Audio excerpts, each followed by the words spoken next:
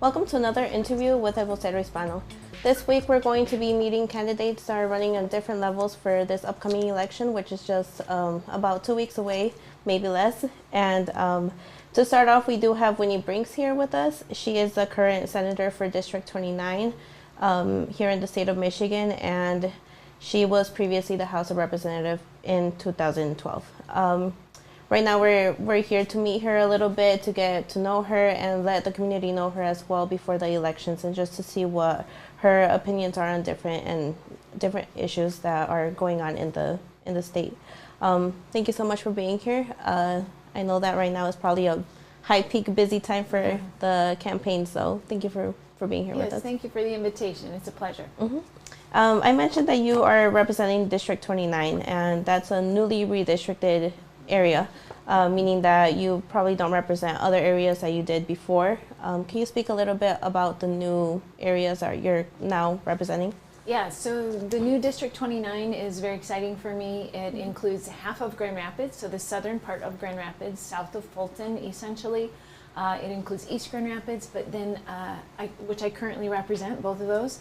But we add Kentwood, Wyoming, and Granville to District 29, and so I'm really excited to have such vibrant and diverse communities added to the area that I'll represent. You mentioned diverse, and that's like more of an area that covers minority communities. What does this mean for you now that the elections are super close? Well, many people don't realize this, but I'm the child of immigrants, and so I have a great affinity for people who've come to this country for opportunity or for other reasons, and so for me it's very gratifying to be able to connect with immigrants of all kinds from all over the world, and Kentwood in particular has so many people that have come with so many rich stories and so many different things that have led them here to West Michigan, and so I'm really excited to have them in my district and to make connections with refugees and immigrants of all kinds. So that's exciting for me. I also am married to a Hispanic man who's from Argentina originally, and so we speak a lot of Spanish. We love all the cuisines from all over Latin America, and we love to try all the new things. So it's a great community to have in my district, and I am really excited to embrace all that means and to help bring the resources that we need to help people do really well and thrive here in the United States. We were speaking about this before the interview, that the area that you're now covering, it's kind of more of a Democratic area, and you have a competitor that's obviously Republican. So what does that mean for you? Like, what are some of the differences you could say that are like the top ones compared from your competitor? Yeah, sure. There's a lot of politicians out there who will talk about how successful they are in order to get you to vote for them, and really that's backwards, right? What we should be doing as public servants is talking about how we can help other people be successful, how we can help our communities be successful. And so that's really what my work has been about in the last 10 years in the state legislature, first in the state house for 6 years and now in the Senate for 4 years. So running for re-election to me is about bringing those resources to people so that they have that honest, hardworking servant leadership for them. It's not about us and us being important in the legislature. It's about the people that we serve. So I would say that's probably the essential difference. And yeah, we can talk more about some of the things that we've been able to get done in the last few years. But I'm really excited to be able to extend that that hardworking, honest public service to the new part of the district. Yeah, you mentioned some of the you mentioned the Hispanic community, and we cover a large portion of that. So, what are some of the things that you have done in the past as representative or as senator, and something that you're looking forward to doing now if you were to be reelected for this specific community? So everybody in our community benefits from strong schools, strong infrastructure, green spaces, affordable housing, accessible health care. So making sure that when we do those things, we always do those things with an equity lens, making sure that we're reaching not just the people who've always been here, but the people who are new here, and helping everybody access those essential services that are the foundation of building a successful life. So every time we do something for roads and infrastructure, I'm always thinking about, well, what about the people who have transportation challenges? What about how we can get to housing? Are these parks really accessible to everybody? Where are we putting them? So helping to support the efforts at the local level to make our communities more equitable is a big part of what we do at the state level as well. So it's just about every topic that we consider in Lansing. If we look at it with an equity lens, we will do better for everybody in our community. Yep. That's something very true. I feel like there's so many things that are changing nowadays now that, from today compared to many years before. So I think that equity is just the way to go now. Yeah, absolutely. Speaking of like bigger issues, there's one thing that I wanted to cover, which is firearms, to carry firearms, and that kind of goes in connection with the safety in schools and education, how that can impact many students and families here in Michigan. What are some of the thoughts that you have for carrying firearms? Yeah, we have a package of bills that would be common sense reforms to the way that we do things now, with very little regulation at all around firearms. And so I think that there's just a lot of things that people in the general public are just crying out for some change. And we have bills that will accomplish that. With the Republican-led legislature, the leadership has not been willing to even bring those up to have a conversation about how to properly and safely allow people the right to carry the weapons that they do have the right to carry. So for us to be able to implement some of those safety measures would be really helpful. Like, if somebody has a known mental health problem and they are a danger to themselves or to others, or they've made very concerning statements, we should be able to say, let's take a break here from that weapon being in the home, and have a judge be able to determine if it's appropriate to remove that from the home for a period of time. If there's domestic violence situations, we should be able to say that person may not have a weapon. Those high-powered assault rifles, there's really no reason to have those in people's possession in a regular household. Weapons of war have no place in our residential communities. So there are some of those common sense things that can be done, and we have bills to do it. We just need the political will in the leadership in the legislature to make those things happen. So we can maintain people's rights to carry arms, but we can put some parameters around it to keep people safe. And that will help us avoid not just the tragic situations where we see the mass shootings, but also the constant stress for children, especially in schools, having to worry that this could happen to them, right? So, chances are that it won't, but that constant concern, that constant vigilance takes a toll, and that's really a sad thing for our children. I've heard a lot of stories with what happened in Uvalde and even here locally in Oxford, where parents are really scared of sending their children to school, so they decide to do homeschooling or online and all of that stuff. So I can see why that not only causes a fear in the students, but the parents as well, and just everyone. That our parents are not, I think it's just something that's a big fear. And we can do better, right? It doesn't have to be that way. We have it within our control to make changes, and we need to do that. Yeah.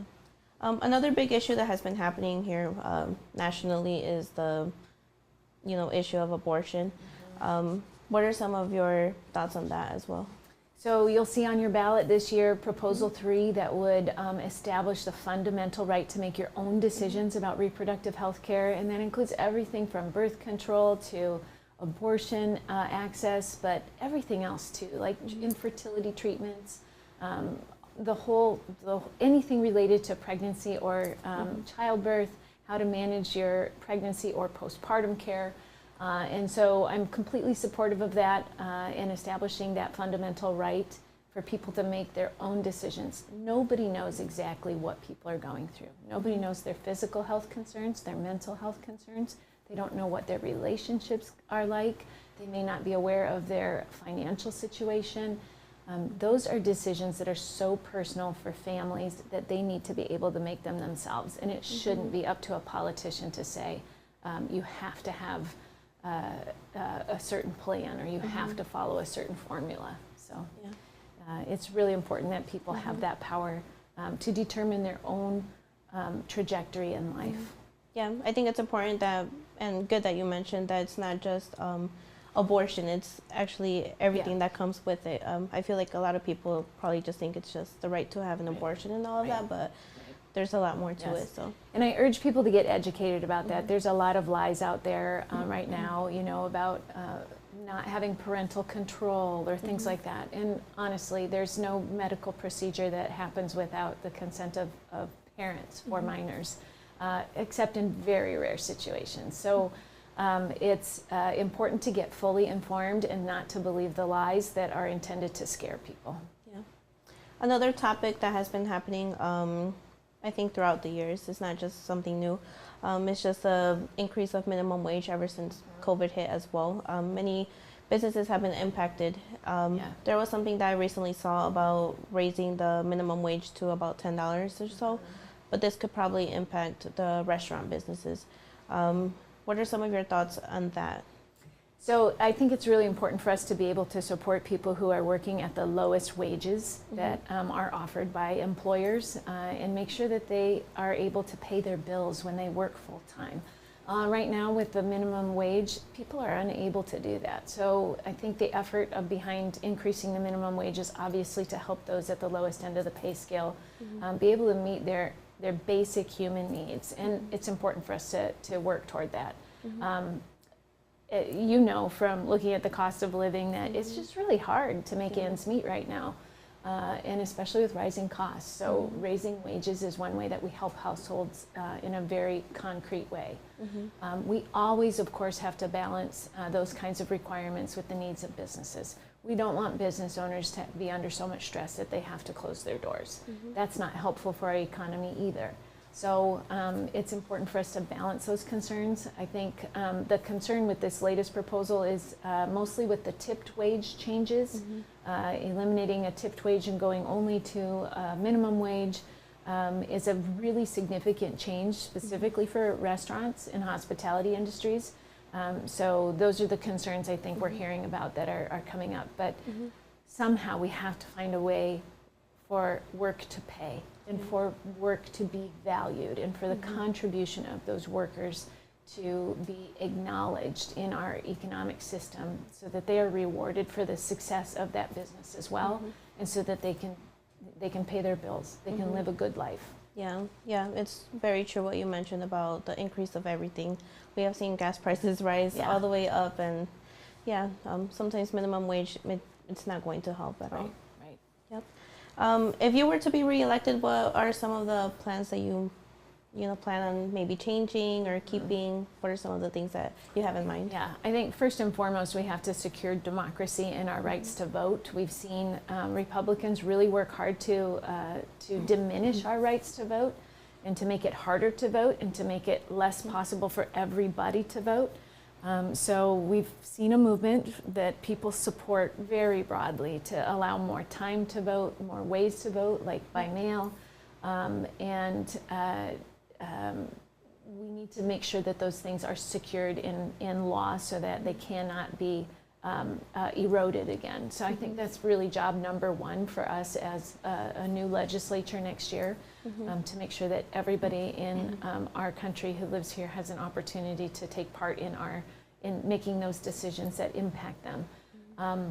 Other things I think is making sure that when we spend our budget that we're doing so with the people in mind.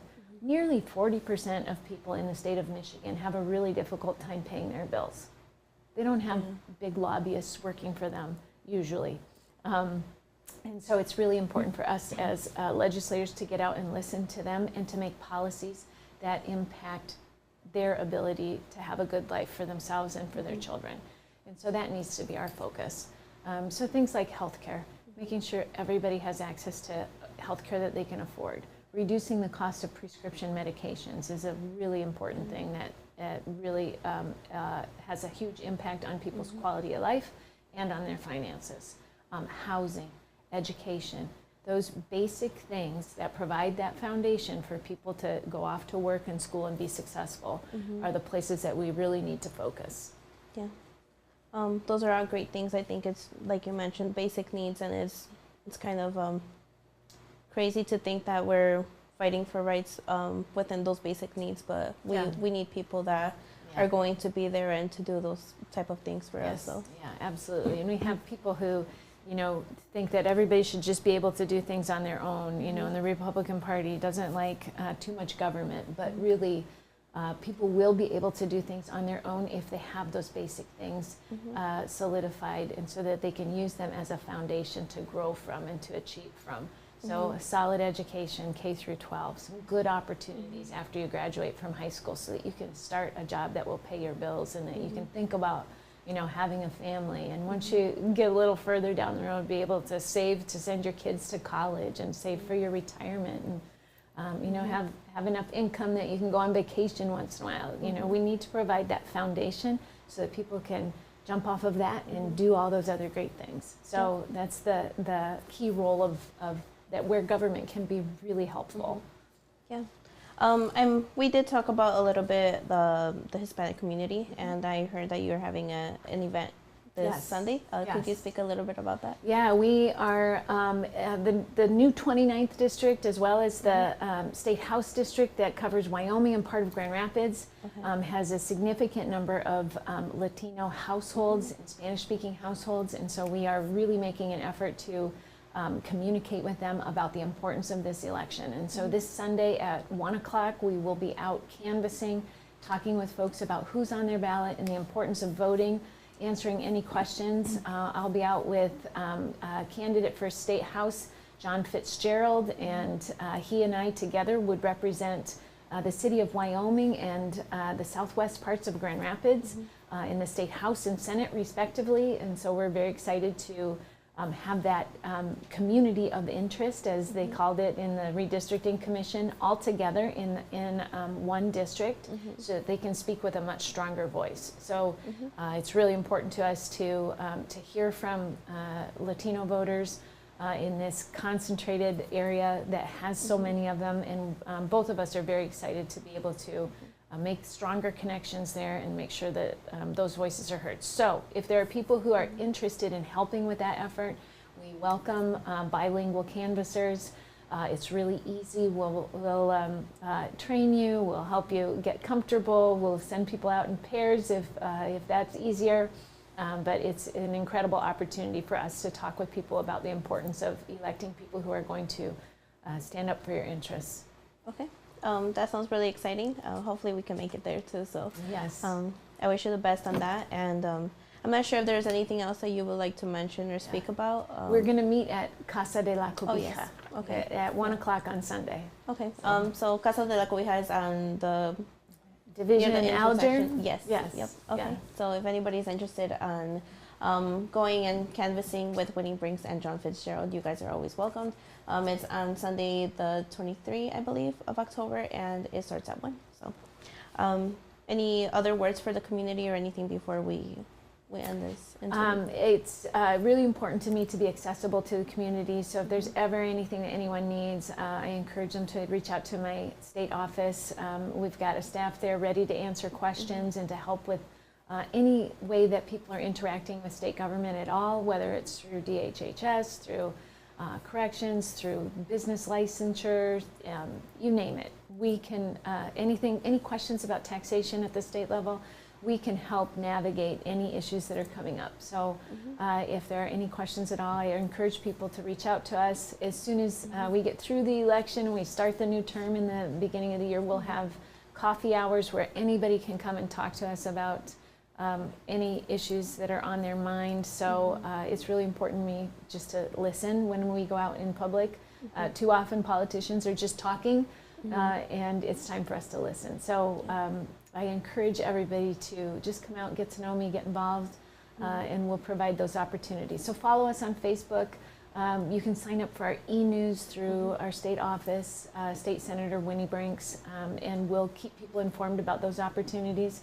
But I'm very excited to have Kentwood, Wyoming, Granville, Grand Rapids, East Grand Rapids in my district, and to plan to continue to represent them well with good, honest, hardworking service.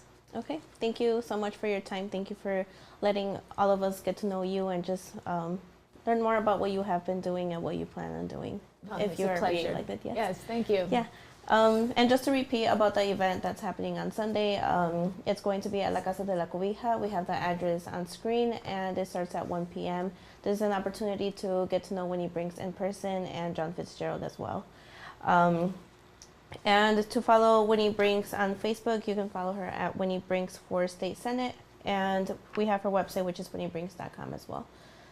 For more interviews in English and Spanish, you can visit our YouTube page at El Vocero Hispano TV. You can visit our Facebook page at El Vocero Hispano and our website at elvocerous.com. Thank you.